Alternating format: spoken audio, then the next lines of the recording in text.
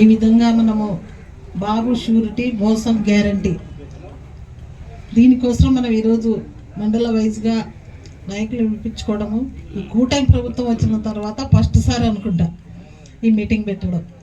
కాబట్టి ఎలాగా వీళ్ళు ప్రజలను నమ్మించి సంవత్సరం అయినా కూడా ఏ పథకం చెల్లించలేదనేది ప్రజల్లో బాగా నాటకపోయింది. ఇప్పటికే కూటమి ప్రభుత్వం ఫెయిల్ అయిపోయింది.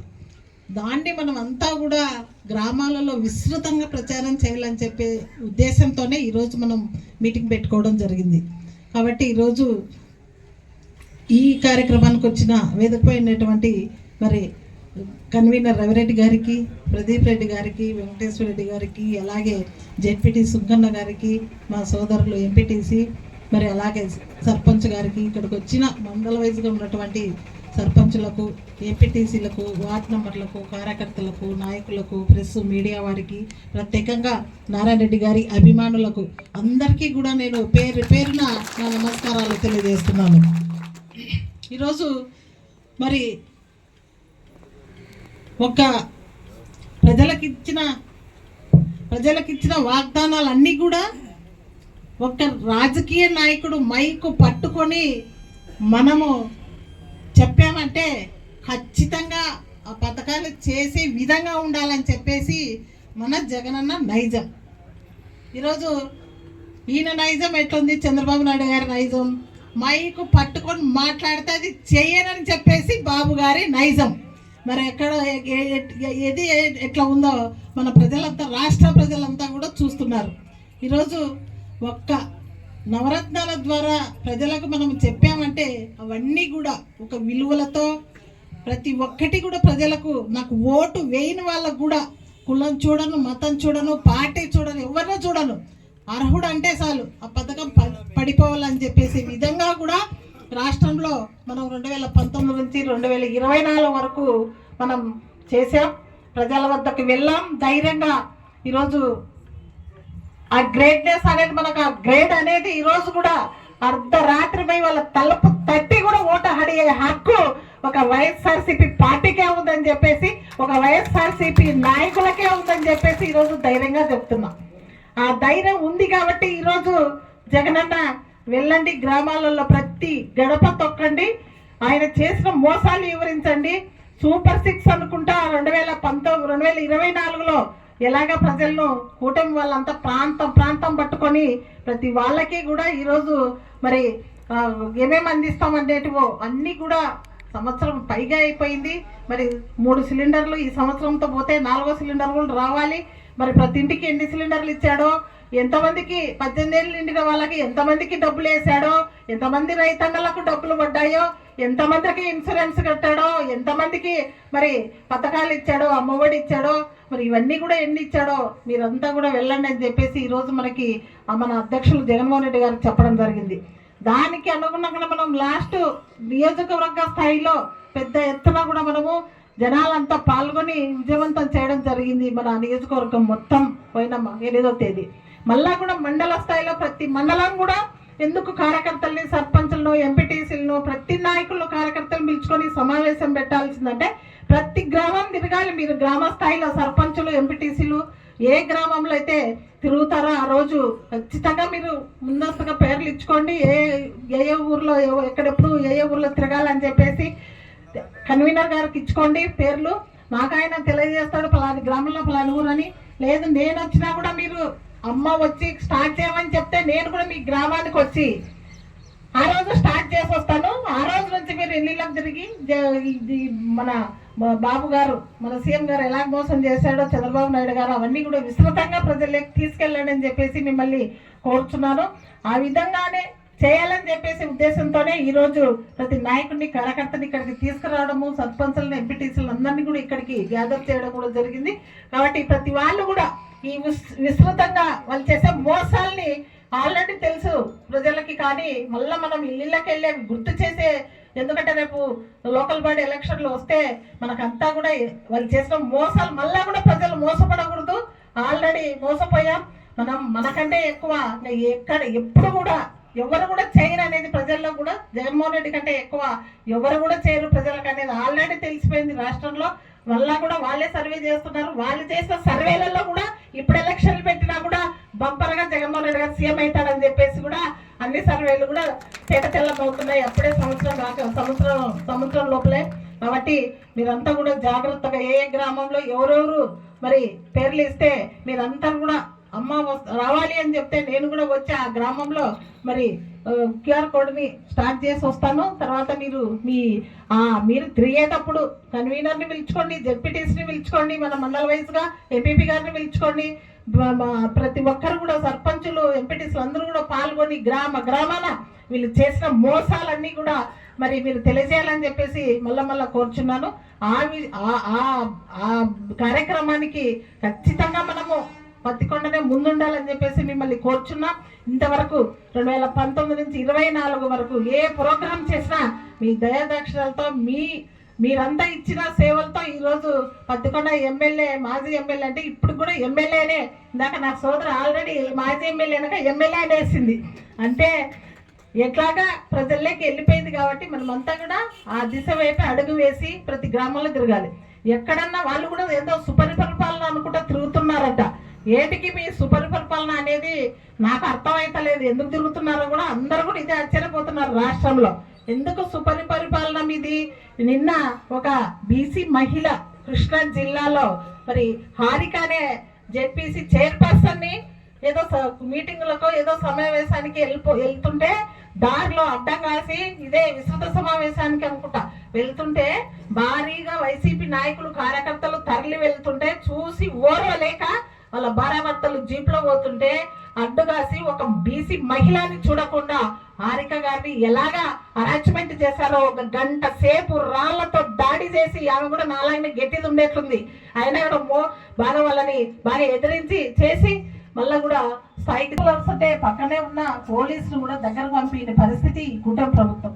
పోలీసు వాళ్ళకు కూడా ఈరోజు పోలీసు ద్వారా కూడా ఈరోజు వాళ్ళు నడుపుకుంటున్నారంటే ఏ విధంగా వాళ్ళ వ్యవస్థ ఉందో, ఏ విధంగా వాళ్ళ పోలీస్ వ్యవస్థ ఉందో, ఏ విధంగా వాళ్ళ మరి రాష్ట్రాన్ని పాలిస్తున్నారో ఇదే మీ సుపరిపాలన. మీ పరిపాలన ఎందుకు వచ్చింది? ఈరోజు మహిళలపై అత్యాచారాలు ఎక్కువైపోతున్నాయి. పిల్లలతో సహా ఈరోజు మరి లైంగిక దాడులు ఎక్కువైపోతున్నాయి. ఈరోజు మంచినీళ్ళన్న పచ్చ ఉన్న గ్రామాలన్నీ తాగుకు బానిసై మరీ కూడా మొదటి స్థాయికి మరి కొట్టుకొని ఫ్యాక్షన్ గ్రామాల్లో చేయడానికి కూడా వెనకాడలేని పరిస్థితిలో అంటే అంటే నాటకట్టలు తీసుకోవడం చేయడం. నిన్న శివాసపురంలో అదే జరిగింది. మంచిగా ఉన్న గ్రామాలన్నీ కూడా ఈరోజు ఆ మధ్యలో ఏరులై పారుతుంటే ఎక్కడ పడితే అక్కడ దొరుకుతుంది. ఇప్పుడున్న మనం మంచినీళ్ళు కావాలంటే పక్కన ఉంటే వెంటనే కొనుక్కుందాం, స్థిమితంగా సరేలేని అందుబాటులో లేదు కదా అనుకొని ఊరుకుంటారు. ఇప్పుడు మనకి అందుబాటులో ఉంటే దాన్ని చూస్తే తాగాలనిపిస్తుంది. మంచినీళ్ళు ఇప్పుడు దగ్గర ఉంటే నిమిషం తాగాలనిపిస్తుంది.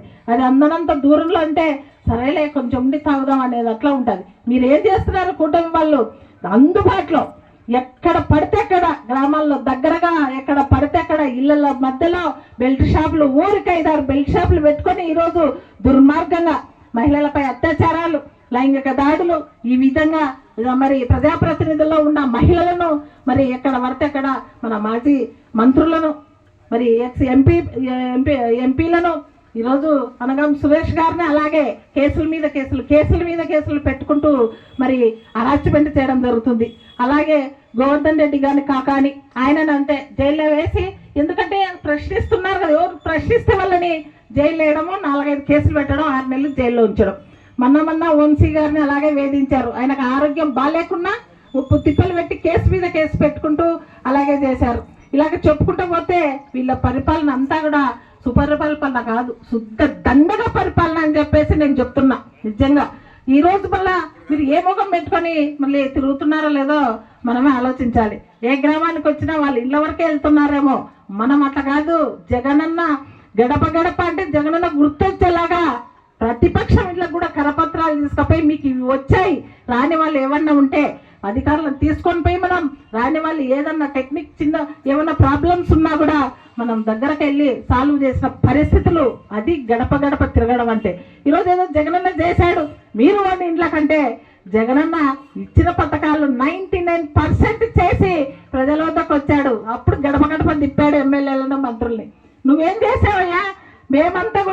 మనమంతా కూడా వైసీపీ వాళ్ళము. ఈరోజు మరి బయటకు వచ్చి ప్రజలకు ఖచ్చితంగా మీరు ఏం చెప్పారో అవి చెయ్యాలని మనం దండయాత్ర చేస్తే 82 లక్షల మందికి వేయాల్సిన అమ్మఒడి పిల్లలకి ఈరోజు మీరు తగ్గించి 52 లక్షల మందికి మీరు వేసిన 30 లక్షల మందికి ఎందుకు తగ్గించారని నేను అడుగుతున్నా.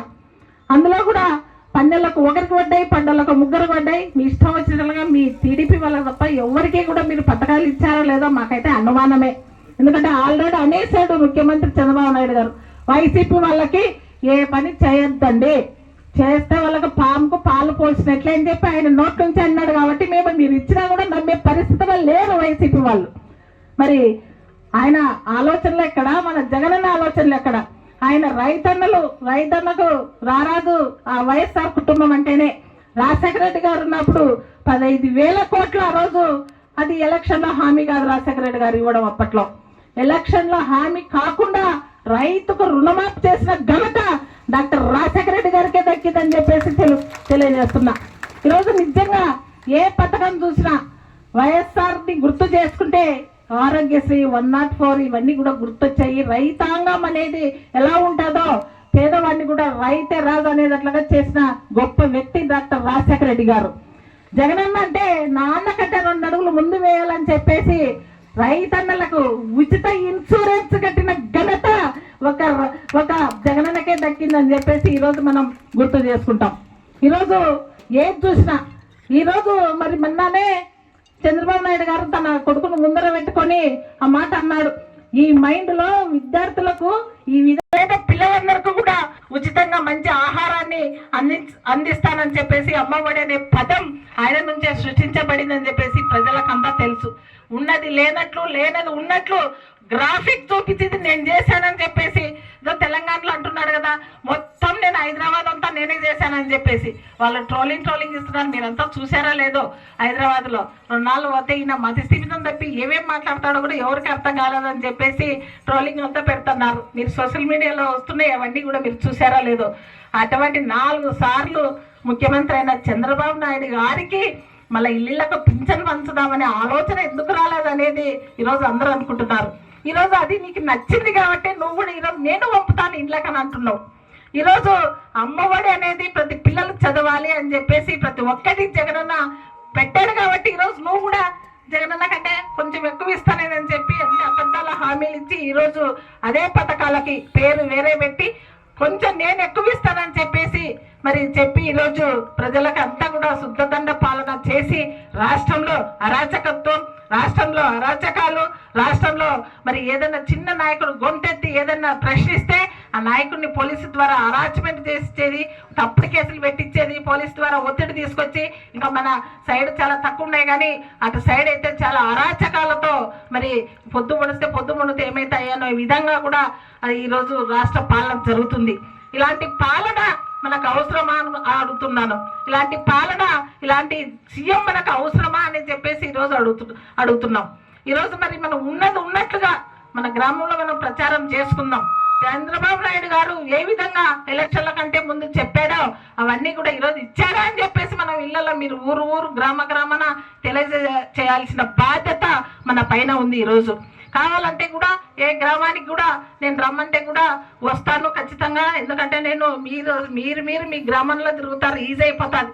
నేనైతే నాకు 250 గ్రామాలు మన 5 మండలాలకి ప్రతి మండలం చూసుకోవాలి, ప్రతి గ్రామాలు చూసుకోవాలి. కాబట్టి ఇంట్రెస్ట్ ఉన్న వాళ్ళు ఎవరైనా కూడా రమ్మని చెప్తే నేను కూడా జగనన్నను సీఎం చేసుకోవడానికి మనమంతా కూడా ఒక సైన్యంలాగా రావాలి.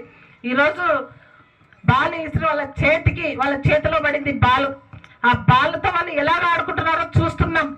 అదే బాలు తొందరలోనే మన చేతికి అందుతుందని కూడా చెప్తున్నా. ఆ బాలు జగనన్న అనే బాలు మన చేతికి వచ్చినప్పుడు వాళ్ళు చేసిన అరాచకాలు, వాళ్ళు చేసిన తప్పుడు కేసులన్నీ కూడా జగనన్న ఎలాగ చూపిస్తాడో ఆల్రెడీ జగనన్న అందరికీ కూడా కార్యకర్తలకు చెప్పడం కూడా జరిగింది. నేనంటే ఏందో చూపిస్తా, జగన్ 2లో కార్యకర్తలు అంటే ఎలాగో ఉంటుందో, వైసీపీ కార్యకర్త అంటే ఎలాగుంటుందో అనేది ఆల్రెడీ చెప్పాడు జగనన్న మనకందరికీ కూడా. కాబట్టి రాబోయే కాలంలో ఖచ్చితంగా మన జగనన్ననే సీఎం అవుతాడని చెప్పేసి ఖచ్చితంగా అందరూ కూడా తెలుసుకోవాలి. ఖచ్చితంగా ఇప్పుడు ఎవరైతే ఈ కష్టకాలంలో ఈ దుర్మార్గమైన ఈ ఆంగ్లేయుల పరిపాలన ఉన్నట్లే ఉంది కూటమి పరిపాలన. ఎందుకంటే ఎందుకు గెలిపించారయ్యా, ఎందుకు ఈ విధంగా రాష్ట్రాన్ని మంచిగా పాలించే జగన్మోహన్ రెడ్డి గారి పాలనని ఎందుకు మీరు ఈ విధంగా చేసుకున్నారని అంటే, అయ్యా మేమంతా కూడా చంద్రబాబు నాయుడు గారిని నమ్మలేదు, ఎవరో కొత్త గొప్ప 10% వాళ్ళకు మనకు ఓటింగ్ శాతం. ఆ 10% ఎలా నమ్మారంటే బీజేపీతో పొత్తు, జనసేనతో పొత్తు. కాబట్టి పవన్ కళ్యాణ్ గారు మాట్లాడుతున్నారు కదా, ఆయనని కొంచెం నమ్మి మేము పథకాలకు ఆశపడి అలాగే ఒక స్టెప్ ముందుకేసాం. అంతేగాని మాకు జగన్మోహన్ రెడ్డి పెట్టినది మేమంతా కూడా ఎక్కడా కూడా మేము మర్చిపోలేమని చెప్పేసి కూడా ఈరోజు రాష్ట్ర ప్రజలంతా కూడా మళ్ళీ వెనక్కి వస్తున్నారు. అంతా కూడా మన బాట పడుతున్నారు. ఈరోజు ఎవరైతే మన జగనన్న కోసం మన పార్టీ కోసం కష్టపడతాడో, ఈరోజు చెప్తున్నా మన మండలం వెల్దుర్తి మండలం అందరికీ కూడా ఇక్కడ కార్యకర్తలు నాయకులకు ఒకటే చెప్తున్నా, ఎవరైతే ఈ కష్టకాలంలో గట్టిగా ఉండి గ్రామాలు తిరిగి ఎవరైతే మన పార్టీ కోసం కష్టపడతారో వాళ్ళ గుర్తింపు అనేది మళ్ళా కూడా జగనన్న 2 శ్రీదేవమ్మ 2లో ఖచ్చితంగా చూస్తారు. వాళ్ళ మాట తప్పితే ఆ రోజు నా దగ్గరకు వచ్చి అడగండి అని చెప్పేసి మీకు గట్టిగా కూడా మరి అడుగుతున్నా. ఖచ్చితంగా జగనన్న కోసం పోరాటం చేస్తాం. ఏది ఏమైనా ఏ గ్రామంలో కూడా మరి అడ్డుకోవడం చేస్తేనా అలాంటి పరిస్థితి లేదులే. ఇక్కడ పొరపాట్లో కూడా వాళ్ళు ఏదైనా గొడవకు సిద్ధమై ఆ గ్రామంలోన గొడవకు పెట్టుకోవడానికి చూసినా లేకుంటే అడ్డుకోవడానికి చూసినా కూడా వెంటనే కూడా నాకు ఒక మెసేజ్, ఒక కాల్ చేయండి. పొరపాట్లో కూడా నా కాలు మరి తగలకుండా ఏం చేసినా కూడా మెసేజ్ మాత్రం ఖచ్చితంగా పెట్టండి. అదేందో నేను ఖచ్చితంగా మీకు అందుబాటులో ఉండి ఆ కార్యక్రమాన్ని సాగే విధంగా ముందుకు పోయే విధంగా కూడా మరి చేస్తానని చెప్పేసి మీకు ధైర్యాన్ని ఇస్తున్నా. మీరు అనుకోండొచ్చు సంవత్సరం కూడా సంవత్సరం దాటింది, ఇప్పుడు మేము ఇల్లులో పోతే ఈ దుర్మార్గమైన పాలనలో, ఈ అరాచకమైన పాలనలో మరి 1-2 కేసులు పెట్టే ఈ పాలనలో ఈ శ్రీదేవమ్మ ఇల్లు తిరగమంటుంది మా చేత ఎప్పుడైతే అది అనుకోండొచ్చు, ఖచ్చితంగా అనుకుంటారు చాలా మంది. కానీ ఎక్కడ కూడా భయపడొద్దండి. అందరు ప్రజలకు మనం మంచి చేసాం. ఒక టీడీ పనికి ఎక్కడ కూడా మనం పథకం ఇవ్వకుండా ఉండాలి, ఎక్కడ కూడా మరి వేరే పార్టీ అని చెప్పేసి మనం ఎక్కడ కూడా పథకం ఇవ్వకుండా ఉండాలి. ఖచ్చితంగా టీడీపీ ఇళ్ళకు కూడా ఎక్కువ అందాయి. మన గవర్నమెంట్లో టీడీపీ వాళ్ళకు కూడా ఎక్కువ ఇల్లు వచ్చాయి. టీడీపీ వాళ్ళకు అన్ని పథకాలు ఇచ్చాం. మనం ఎక్కడ భేదాలు పెట్టలే, ఎక్కడ టీడీపీ అనలే, ఎక్కడ మా పార్టీ కాదనలే. ఎవరు వచ్చి ఆశ్రయించినా కూడా గడపలో కానీ వాళ్ళకి చేతనైనా సాయం చేశాం. కానీ ఎక్కడో చిన్న బాధ అనిపిస్తుంది ఒకసారి వెల్దుర్తికి వచ్చినప్పుడల్లా. కానీ వెల్దుర్తికి ఎన్ని అడిగినా నా దృష్టికి వచ్చినవి కన్వీనర్ గారు ఆయన దృష్టికి వచ్చినది టౌన్లో మా దృష్టికి వచ్చినవన్నీ కూడా రోడ్లు అన్నీ కూడా మేము బాగు చేసాం, రోడ్లు వేయించాం. ప్రజల కోరిక ప్రకారం మంచినీళ్ళు కూడా రావడం లేదమ్మా, 15 రోజులు ఒకసారి వస్తుందంటే మంచినీళ్ళు కూడా ఇవ్వడం జరిగింది. ప్రజల కోరిక మేరకు ఆ ఎలక్షన్ల హామీ కోరిక కూడా నెరవేర్చాం. అలాగే అన్నిటికంటే ఆరోగ్యమే మహాభాగ్యం అన్న చందంగా మరి ఆరోగ్యం బాగుండాలని చెప్పేసి మంచి హాస్పిటల్ సుమారుగా దాదాపుగా ఇక్కడ కృష్ణగిరికి కొన్ని గ్రామాలు దగ్గర, ఇక్కడ వెల్దుర్తికి ఇక్కడ డోన్ నుంచి కొన్ని గ్రామాలు దగ్గర వెల్దుర్తికి, కాబట్టి పెద్ద మండలం 40 గ్రామాలు దాదాపు పైగా ఉన్నాయని చెప్పేసి మంచి హాస్పిటల్ తీసుకొచ్చి 5 కోట్లతో మంచి హాస్పిటల్ తీసుకొచ్చిన ఘనత కూడా మన వైఎస్ఆర్సీపీలోనే.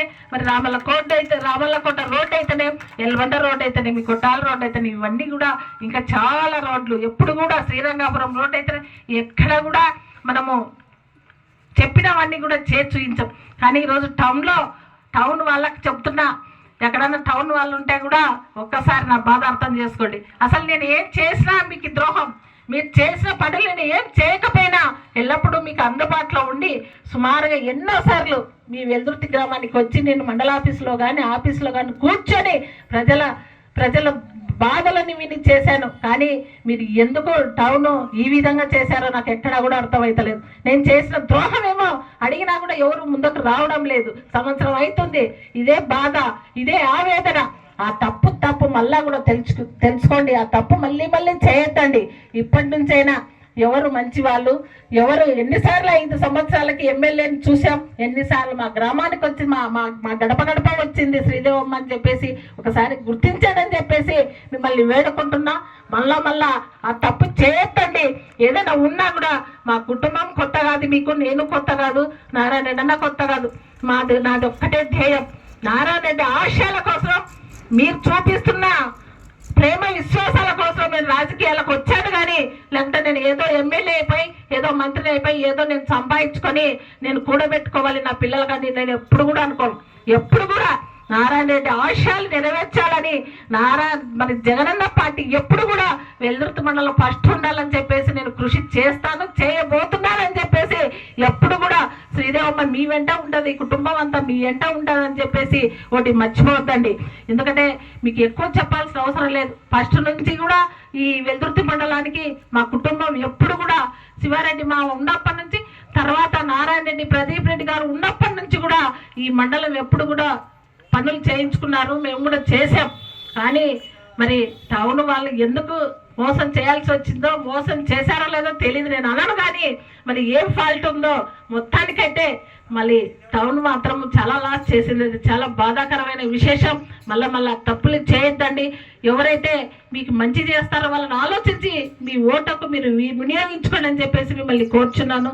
కాబట్టి ఈ విస్తృత సమావేశం ఈ చంద్రబాబు చేసిన మోసరహితమైన పాలనను ఎండగట్టడానికి ప్రతి కార్యకర్త ఒక సైనికుల పనిచేయాలి.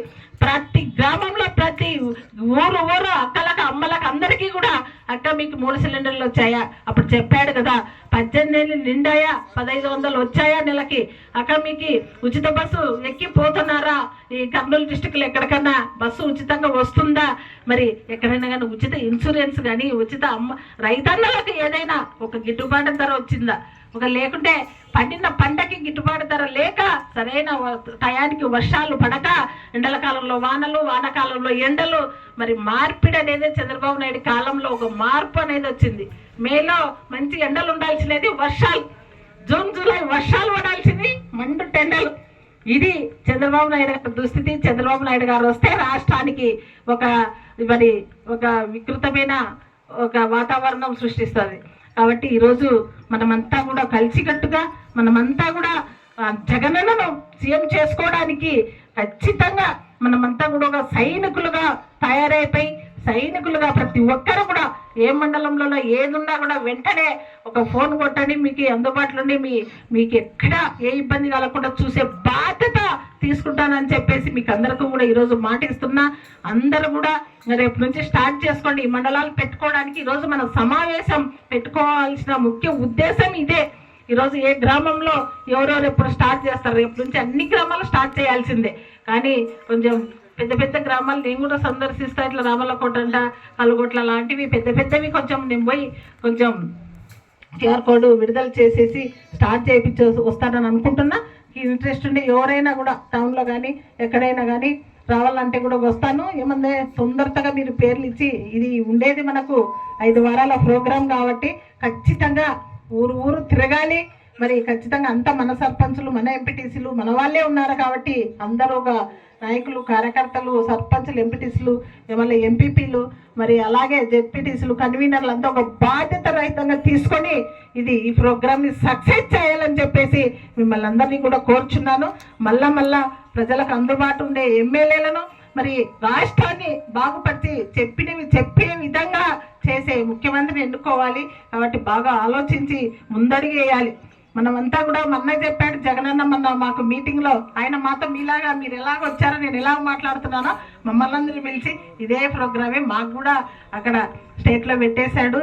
ఖచ్చితంగా మీ హనీమూన్ పీరియడ్ అయిపోయింది, సంవత్సరం అయిపోయింది, మీరంతా కూడా ఇంకా ప్రజల్లోకి వెళ్ళాలి, మన కార్యకర్తలకు మద్దతుగా నిలబడాలని చెప్పేసి చెప్పడం జరిగింది. కాబట్టి ఎవ్వరు కూడా మన వైసీపీ కార్యకర్తలు అర్ధరాత్రిగా తలుపు తట్టి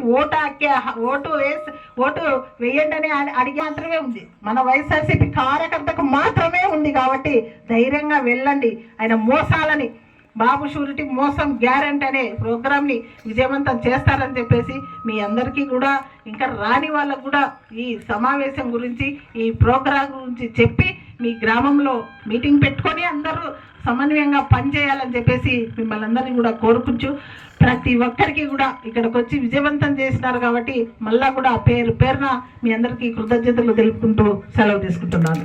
జై జగన్, జై జగన్, జై